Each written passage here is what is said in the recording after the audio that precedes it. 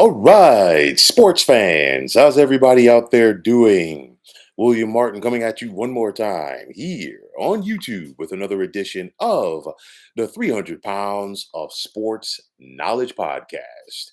Now, over the years, the Miami Dolphins and the Los Angeles Chargers have engaged in some epic battles on the gridiron with the most famous contest occurring in the 1981 playoffs when the Chargers were able to overcome the Dolphins 41 to 38 in overtime in a muggy South Florida at the old Orange Bowl.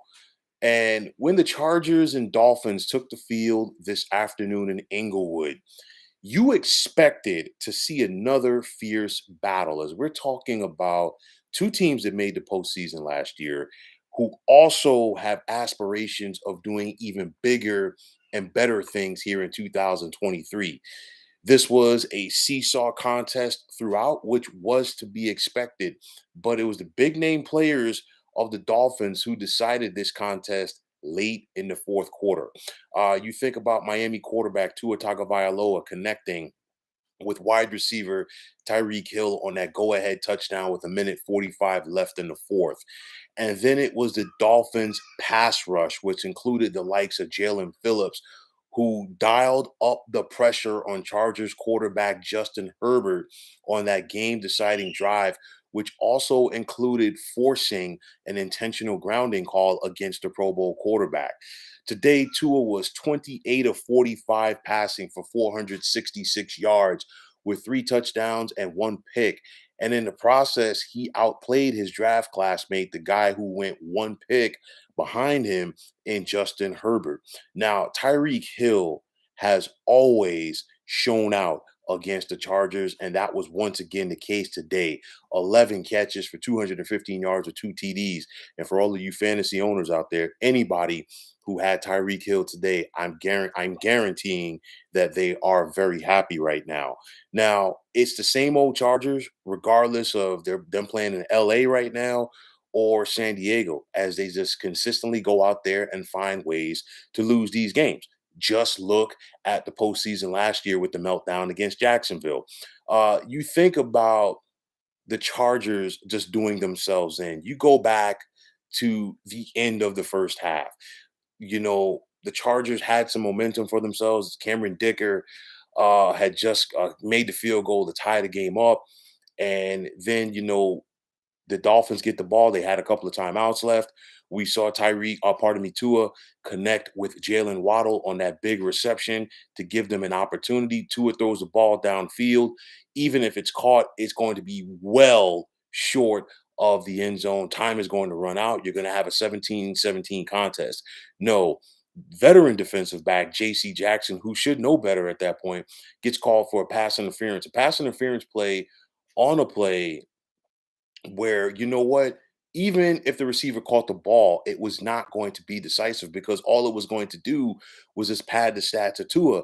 Instead, the Dolphins then had an opportunity to run their kicker on the field. They get a field goal. They take the 20-17 lead into the locker room at the half. And then you have to wonder, well, if you don't have that play, obviously, maybe, the final outcome of this contest is different. You think about the Chargers defense as a whole not being able to get to Tua as they didn't sack him today. And you got some big names on that side of the ball rushing the passer for the Lightning Bolts, which includes the likes of Joey Bosa. They could not get it done. Tua being more of a veteran, of course, with the concussion issues. He's learning how to slide. He did it several times today. And that's going to be important for this Dolphins team going forward because if they can keep Tua healthy, they're going to be a problem. Mike McDaniel, the Dolphins head coach, had a tremendous game plan today. And of course, when you've got big time playmakers like Jalen Waddle and Tyreek Hill at the wide receiver position, just get them the football and get out of their way. But you look at Vic Fangio in this defense, and Vic Fangio over the years, his illustrious career, in the NFL as a defensive coordinator, he loves to dial up the pressure. And he knew when to dial up the pressure, and his guys were coming in waves after Justin Herbert this afternoon. And of course, we saw the difference in the fourth quarter with the game on the line. So for Miami, you got to be feeling good about yourselves. Obviously, You got the road win. This game right here could come down to a tiebreaker late in the season because I still think that the Chargers are going to be in the mix for a postseason spot on the AFC side. Now, if you're Miami, you won this game on the road. You got to feel good about yourselves. Now you go to Foxborough next Sunday night to take on the New England Patriots. And if you're the Dolphins, you now have an opportunity to be 2 and 0, be 2 and 0 on the road, and more importantly, 2 and 0 within the AFC. And of course, those are the games, those are the wins that come back to either help you or hurt you. Obviously, it hurts you if you lose, but helping you in this case if you're able to win and potentially get those tiebreakers. For the Chargers, they're going to be on the road next Sunday afternoon against the Tennessee Titans, a Tennessee Titans team that's also looking to get back on track. Their home opener, of course, Tennessee lost this afternoon to New Orleans in a heartbreaker, and they want to get back on track because no team wants to start the year 0-1, but definitely no team really wants to start 0-2 because the more losses that you have to begin the season, the less of your percentage or chances rather of getting to the postseason. I know that we're talking about a 17 game regular season schedule now in the NFL as opposed to the 16 game schedule, but nonetheless, you want to try to go out there and get the wins. So if you're Miami, big time win, you were able to go on the road and beat a potential playoff team in the Chargers. And I think this has to carry over some momentum for not only the Dolphins, but also their quarterback, Tua Tagovailoa. He's heard the criticism. He didn't get the contract extension. And then on top of that, I guarantee you, to a man in that locker room, this team probably has to feel good about, what, we can rally around this guy and win big games.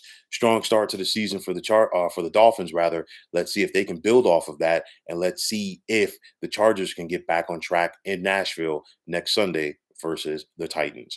So, folks, that is going to wrap it up. And as always, I want to take this time out to thank you for tuning into the 300 Pounds of Sports Knowledge podcast here on YouTube. I want to take this time out to thank all of you fine folks out there for tuning in. And if you have not already, please feel free to subscribe to this channel. Now, if you're on Twitter, please feel free to follow me at 300 Pounds of Sports. And like I always say, if you follow me, it'll be my pleasure to follow you right back. There's also the sports discussion group on Facebook at the Sports Depot 365. Now you can check it out. Drop a line and be a part of one of the better sports debating sites going on social media. So once again, fine folks, my name is William Martin, and I am signing off. And I'm saying take care and have yourselves a wonderful day.